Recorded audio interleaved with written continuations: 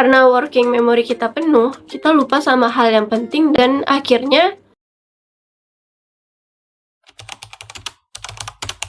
perumpamaan besarnya dampak buruk dari main sosmed tanpa tujuan yang jelas itu sama kayak di kisah Nabi Musa yang tongkat yang dia kira membantu dia ternyata adalah sesuatu hal yang membahayakan dia. Kalau kemarin kita nggak usah nge-share kehidupan kita, kalau sekarang videonya kita yang jangan lihat kehidupan orang. Fokus kita tertuju ke sana karena udah masuk ke dalam perlombaan yang nggak berujung dan kita terjebak di lingkaran itu. Boleh lihat kehidupan orangnya itu biar kita nggak kena sindrom si paling. Poin ketiga, kenapa kita nggak usah lagi lihat sosmed, lihat kehidupan orang tanpa tujuan yang jelas, yaitu kita bisa bikin penuh working memory atau memori kerja. Working memory itu bagian di salah satu otak kita yang fungsinya itu memproses informasi secara sementara.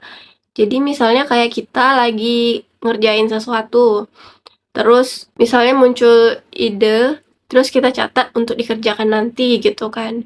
Jadi otak kita itu ngolah informasinya dan menghubungkannya dengan informasi lain. Misalnya gini, kita mau keluar beli jajan, terus tiba-tiba ingat kalau harus ke SPBU isi bensin gitu. Informasi kalau kita harus isi bensin itu yang kita simpan di working memory. Jadi working memory ini punya kapasitas tertentu. Apa yang kita lihat di sosmed itu tersimpannya di working memory. Kayak kita bilang, aku mau recreate tren yang inilah, aku mau coba masak yang ini, aku mau juga deh jalan-jalan ke sini. Terus banyak informasi-informasi yang kita masukkan ke otak kita dan tersimpan di working memory. Apa yang terjadi kalau working memory-nya penuh? Kalau kita terus-terusan memasukkan informasi ke dalam otak kita, maka otak kita itu hanya mampu menyimpan informasi secara acak. Atau mungkin sama sekali nggak nyimpan informasi tersebut. Kayak contohnya, misalnya ditanya, konten apa aja tadi yang udah kita lihat.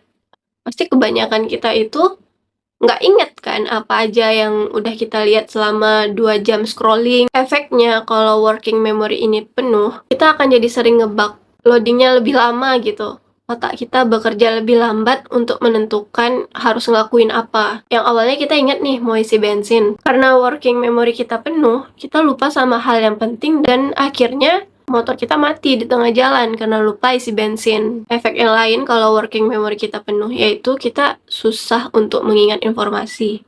Karena memori kita terisi dengan berbagai hal yang kita temukan di sosmed. Terus kita jadi sering tiba-tiba ngeblank, susah mengingat instruksi yang disampaikan, dan sebagainya. Hal ini juga yang membuat kita jadi susah untuk fokus.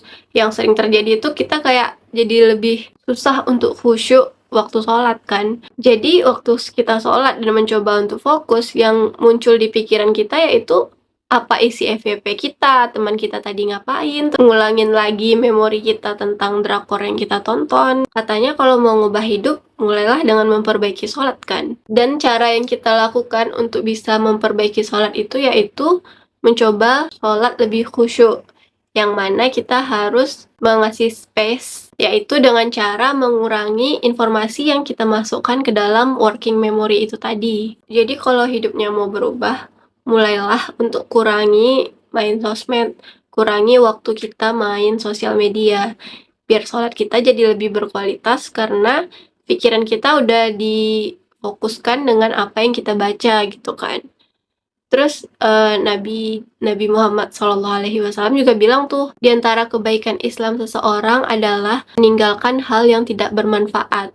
Jadi kita tuh kayak ngasih otak waktu untuk mindful. Mindful itu kayak contohnya kita makan, kita rasain tekstur makanan, aroma yang keluar, terus rasa apa aja yang muncul.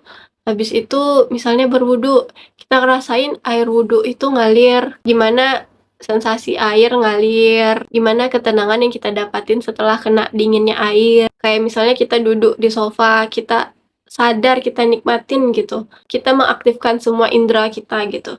Suara apa yang kita dengar waktu kita duduk, empuknya sofa tersebut, aroma apa yang tercium di hidung kita, suasana dari tempat kita sekarang ini gimana, dan efeknya kita jadi ngerasa lebih menikmati apa yang sedang kita lakukan. Yang keempat, dengan kita meninggalkan main sosial media, belajar untuk mindful, kita jadi punya waktu dengan diri kita sendiri.